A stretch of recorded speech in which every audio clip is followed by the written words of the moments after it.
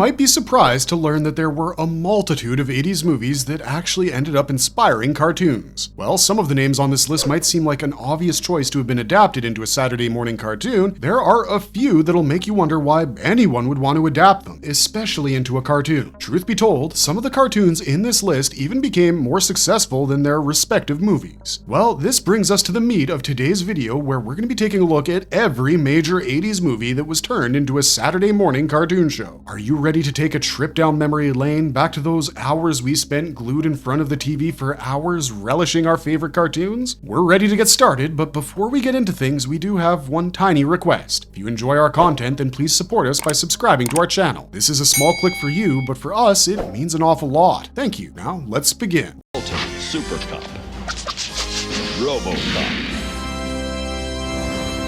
RoboCop, the animated series, 1988. Now, it would be a little hard for us to believe that you haven't actually seen Paul Verhoeven's RoboCop, so assuming you have seen this ultra-violent sci-fi flick, it's gotta make you wonder, how on earth did this film manage to turn itself into a cartoon? But the point is, it did, and at the end of the day, the superhero animated series ended up airing as part of the Marvel Action Universe programming block from October to December 1988. Of course, the cartoon made a slew of modifications to make it more suitable and age-appropriate for young viewers. Created by Edward Newmeyer and Michael Miner, this PG-13 rated show featured police officer Alex Murphy, who, after being fatally wounded in the line of duty, is transformed into a very powerful cyborg. As a cyborg cop, RoboCop is tasked with protecting the innocent, serving the public trust, and upholding the law. Similar to the events shown in the movie, RoboCop is also time and time again reminded of his human past. And while the original film is known for its gratuitous violence, in the cartoon, bullets were replaced with laser weapons, and while people were still being shot by them, they weren't dying ridiculously gory deaths as depicted in the films. That said, the element of violence wasn't completely watered down because, at the end of the day, this licensed animated adaptation had to stay true to its roots, being dark and violent. Furthermore, the reimagining of the movie into an animated series also saw a significant shift in terms of the sci-fi setting. Here, robots were a more common thing. Everything is a lot more technologically advanced, and even RoboCop, for that matter, is way faster, having a better range of movement on display than what was depicted in the flicks. The character of Dr. Tyler, who also appears in the original film, happens to be the creator of the RoboCop project in the cartoon, and to add to this, Clarence Boddicker, the person responsible for Murphy's death before he became RoboCop, is shown to be alive and fighting RoboCop, which kinda indicates that the animated series is set in an alternate continuity. Animation-wise, it's solid. RoboCop looks completely true to his source, the action is well choreographed, and the voice actors have done a fabulous job.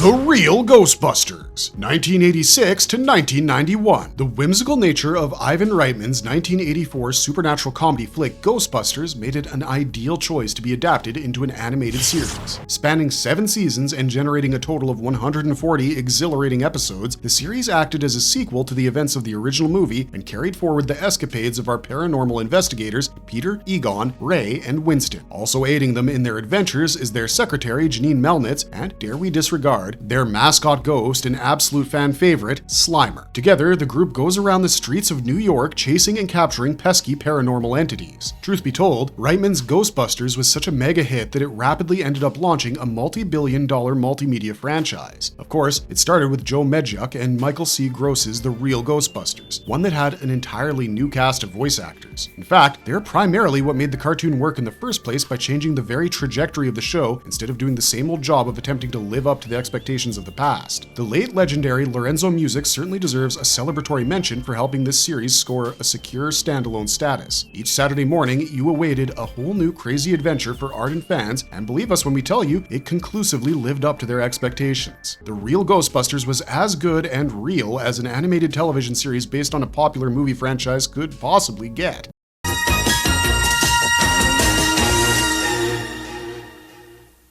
The Karate Kid, 1989. This animated incarnation of the Karate Kid made its debut on NBC's Saturday morning lineup, and while the show was initially meant for daily syndication during the fall of 1988, with 65 exciting episodes, it eventually settled down to only 13. Given that the cartoon is categorically based on Robert Mark Common's Karate Kid franchise, and dare we dismiss the epic success of Cobra Kai, it's a shame that the animated series didn't garner a following as one sincerely hoped it might. Of course, there are several reasons why the cartoon version of the Karate Kid failed, and we'll be pointing out each of them here. Let's take a quick look at the storyline first. The animated TV series has characters Daniel LaRusso, Mr. Miyagi, and Taki Tomori traveling all around the globe looking for a miniature shrine with mystical properties that has been stolen from its resting place. First things first, the 80s were a time where things simply looked great. Everybody wanted to make money back then and cartoons were a big thing. Of course, the content never really mattered. In fact, what mattered was being able to lay one's hand on a popular thing and make a cartoon about it. Like it or not, but that's precisely how the Karate Kid cartoon was made in the first place. That being said, please don't make the mistake of taking any of the episodes seriously. Next, if you take a good look at the animation on display, it does have this distinctive juvenile look about it, and there's nothing you can do about that. To top things off, Daniel didn't look like Daniel, and let's not even start on Mr. Miyagi. No wonder this one faded into 80s cartoon obscurity as quickly as it arrived. The honor-bound protector of the innocent, Rambo, the force of freedom.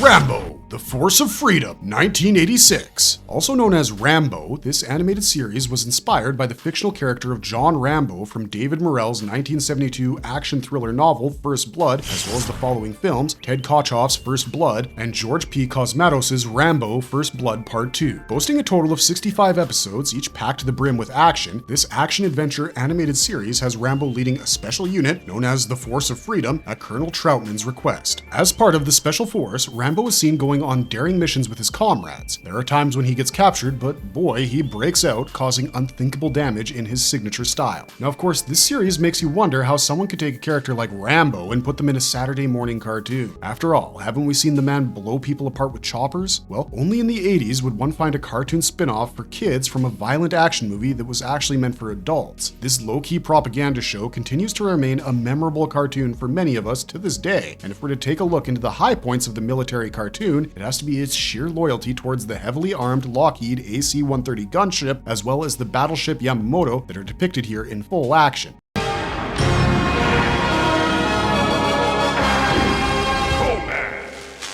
Conan the Adventurer, 1992 to 1993. Developed by Christy Marks, this highly underrated animated TV series debuted in 1992 and featured a total of 65 electrifying episodes, carrying forward the epic tales of our favorite barbarian. Story-wise, Conan and his friends are seen attempting to stop the nefarious serpent man-wizard Wrath Amon and his shape-shifting henchmen from resurrecting the huge snake-like deity, Set. To add to this, Conan was also hell-bent on destroying Wrath Amon's ring, via which the evil wizard had cast the spell of living stone upon Conan's family. It goes without saying that the cartoon benefited majorly from having cleverly written stories, high-quality animation, and a top-notch cast of voice actors. Scott McNeil was absolutely fantastic as Wrath Amon, and he certainly deserves a special mention for his role. Next is the background animation that effectively managed to capture the look and the feel of a world that was both fascinating and dangerous at the same time. While the high point of the animated series is inarguably the fact that it featured a character who was the epitome of a true action hero, let us not disregard the episode structure from the series. Mind you, none of the episodes were random, each had an ongoing plot development, and that worked wonders for the show. Lastly, not only were the episodes on display jam-packed with action, but they also depicted Conan doing what he does best, and that's being victorious in the end.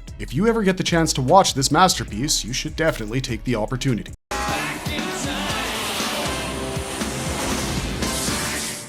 Back to the Future, the animated series, 1991 to 1992. Based on the live-action Back to the Future trilogy, Robert Zemeckis and Bob Gale's animated sci-fi comedy adventure TV series lasted 2 seasons with a total of 26 episodes. While the time-traveling adventures continued, the show had its primary focus on Doc Brown and his sons Jules and Vern. There's no denying that Marty McFly is a main character and he's usually a part of all the events, but if we're being honest, he isn't exactly center stage like he is in the films. This is noticeably Doc's show for that matter. The animated series also features the irrepressible Biff Tannen, who's used to good effect in the show, and his character is voiced by none other than Thomas F. Wilson, who also played him in the flicks. Unlike the movies, which took place either in Hill Valley or the surrounding area, the show is seen taking the characters to exotic locations. Also, at the end of every episode, Doc would make an appearance and perform an experiment that would be in some way related to the plot of the episode. All the episodes in general are fun, some have even managed to occasionally educate as well, and this makes it pretty good for an animated show given the time period in which it was made. If you call yourself a true Back to the Future fan and can enjoy anything that has Doc and Marty in it, you should definitely give this a shot if you still haven't.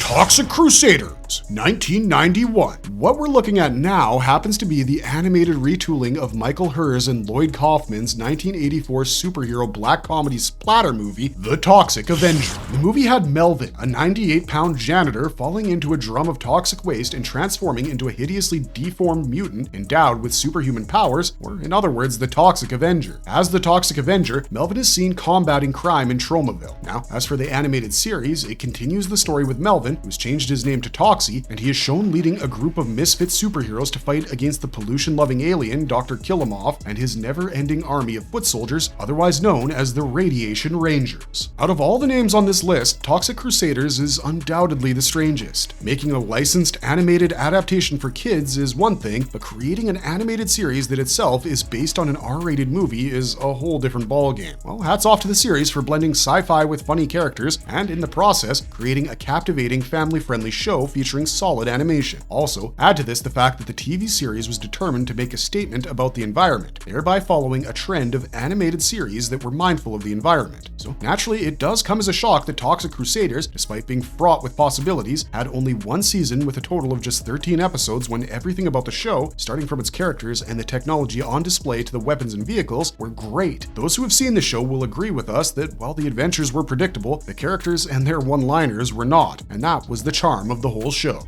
Excellent!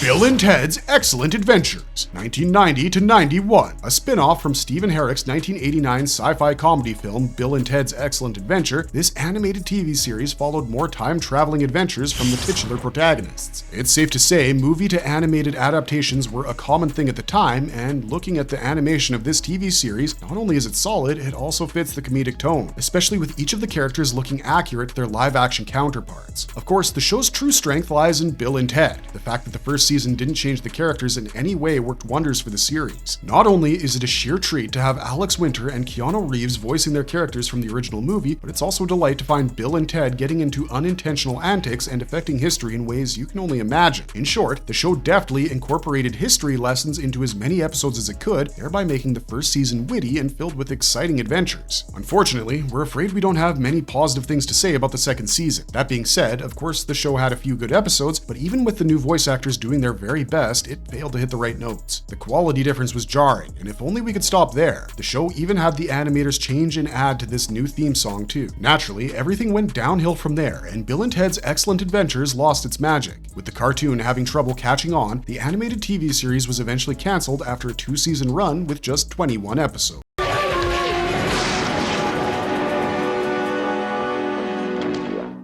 Beetlejuice, 1989 to 91. Developed by Tim Burton, who, mind you, also served as the director of the '88 movie, this animated series followed the adventures of baby goth girl Lydia Dietz and Beetlejuice, her undead friend, or should we say frenemy in this case, exploring the supernaturalistic realm of Neitherworld. Generating 94 episodes over a span of 4 seasons, a clear difference between the film and the series is the very absence of the house's original owners, but hey, that doesn't really affect the popularity of the animated series. Given the show's strong teleplay, the ideal cast of voice actors, and their top-grade performance, Beetlejuice effectively manages to capture the true essence of the original flick with its wacky, out-of-the-ordinary humor, while also adding its own distinctive twist to the story. The show's animation was superb, so much that it literally brought the characters to life. If we have to be honest, the dynamic between Lydia and Beetlejuice was both comical and moving at the same time. There were many episodes, especially towards the end of the run, that were spoofs of popular movies, television shows, and books. In fact, you'll be thoroughly taken aback to learn that the episode titled Brides of Funkenstein was, in reality, based on an idea that was put forward by a teenage girl who was simply a fan of the show. Please know that Beetlejuice also relies a tad too much on puns and sight gags, and if you ask us, that kind of makes it a worthy successor to the movie.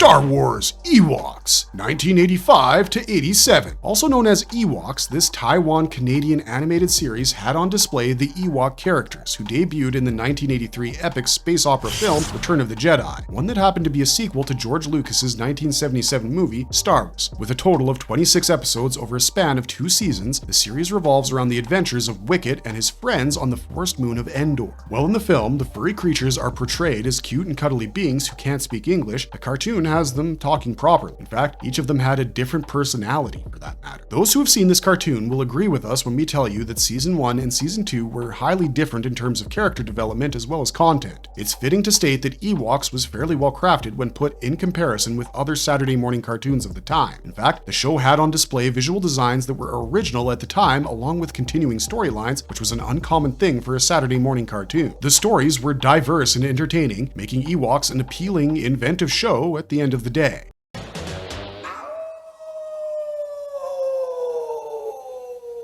Teen Wolf, 1986 to 87. Based on Rod Daniels' 1985 coming-of-age comedy, also titled Teen Wolf, this animated TV series aired on CBS for 2 seasons, generating a total of 21 episodes. While Townsend Coleman voiced the lead character of Scott Howard, James Hampton reprised his role as Harold Howard in the series. Of course, Teen Wolf retained the basic premise and most of the characters from the film, but having said that, the series fittingly made some changes to the story. The first being Scott and his family trying to keep their werewolf identity a secret from the general public. Anyways, it's safe to admit that Teen Wolf carried on the very exploits that Michael J. Fox started as Scott Howard in the original movie. First things first, this cartoon was great, and it would be right to address Teen Wolf as an 80s classic. That being said, the animation on display was nowhere near as good as the animation that there is today, and some of the storylines were pretty cheesy. But hey, we're talking about the 80s here. Things were meant to be that way so as to keep the show in line with the same level of campiness in the film. Then again, that's our thoughts on things. What are yours? Let us know your thoughts on the Teen Wolf cartoon in the comments section. We really want to hear them.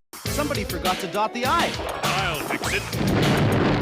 Police Academy. Police Academy, the animated series, 1988 to 89. Based on the Police Academy series of movies, this animated TV series lasted 2 seasons, spawning a total of 65 episodes. The series takes place chronologically between the 4th and 5th installments, with 13 characters recreated for the animated version. This includes a team of Academy graduates that is led by none other than Carrie Mahoney. With the goal of increasing the demographic by skewing the franchise to a younger audience, the cartoon stayed true to the original flicks. So much so that the characters even looked and sounded like their movie counterparts. Needless to say, Police Academy was a hilarious animated version of an equally hilarious movie series, and at the end of the day, it was pretty fun to watch the whole gang of cops live in the world of Saturday morning cartoons. Out of the many new characters that were added to the show, a group of talking police dogs, yes, you heard that right, continue to remain memorable to this day primarily because of their names.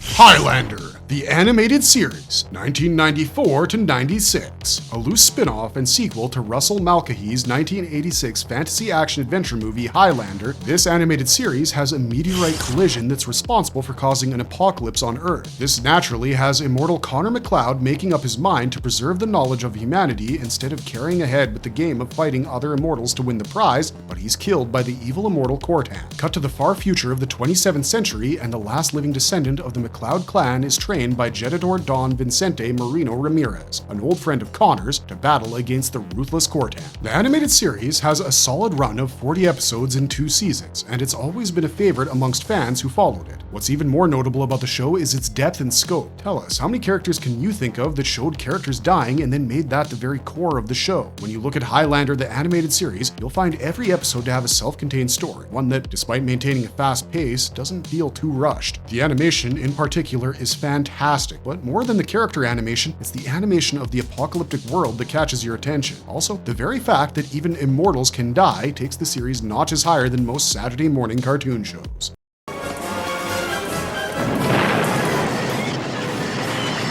Marvelous verdict! Well, with this, we've finally come to the end of our video. So what are your thoughts about the mentioned movies and their animated adaptations? We want to know what you thought, which ones were your favorite, and which ones you absolutely hated in the comment section down below. Who knows, if the fan response is there, maybe we'll make some videos about it. Now, if you enjoyed this video, you know what to do. Please leave a thumbs up and stay tuned as we promise to be back with more marvelous content. This is Wheezy249 signing off, and until next time, thanks for watching, stay safe out there, and have a marvelous day.